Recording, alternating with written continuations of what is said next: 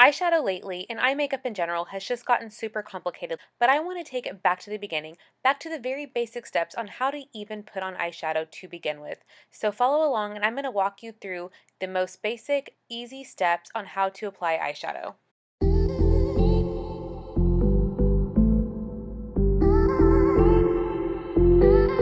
Before we get started, we absolutely have to groom the brows.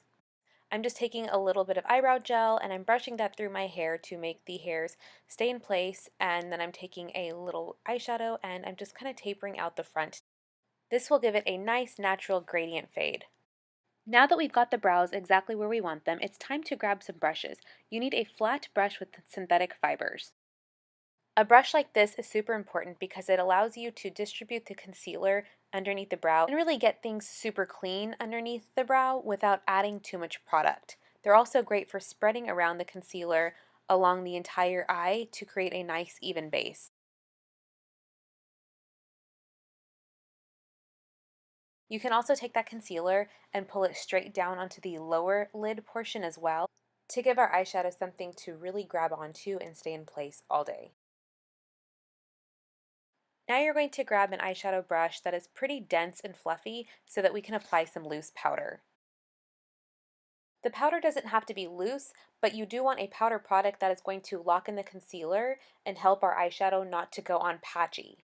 I used a loose Maybelline powder in this situation, and I just want to push this onto the skin along the eye and really lock in that concealer. So your eyelid is broken up into three sections. You've got your brow bone, your crease, and your lower lid. It's really important to understand where colors should go on your eye, but if you don't know where your crease is, I've got the trick for you.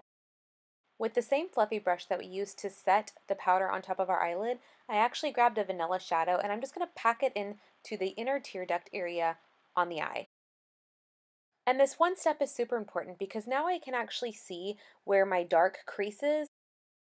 And with this fluffy brush, I'm just going to go in and really work a warm toned color into that fold of my eye. It doesn't have to be this exact brush. You can actually use a smaller brush if you want.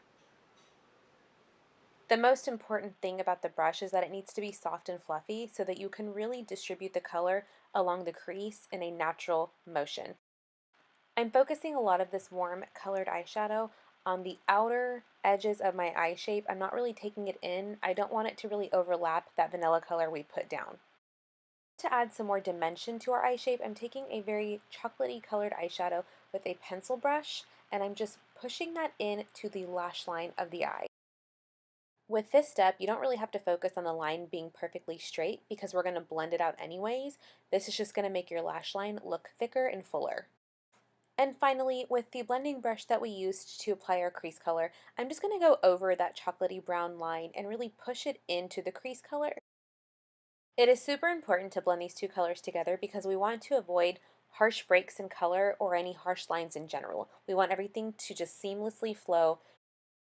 If you would like, you can deepen up the outer corners for a little more drama. Just make sure to continue blending so that it's soft. Now that the eyeshadow is complete, I would recommend throwing on a few coats of your favorite mascara, and if you really want to take it up a notch, maybe a pair of your favorite false lashes. And if you would like, but it's totally optional, you can swipe on a little bit of liquid eyeliner to the top of your lash line. I don't always do this step, but when I do, I end up loving the way it turns out.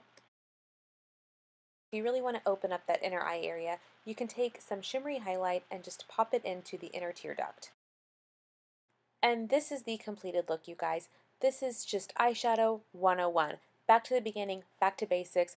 I hope that this step-by-step guide took all of the intimidation out of trying makeup and just playing with eyeshadow in general. I hope you enjoyed it, and I will see you guys next time.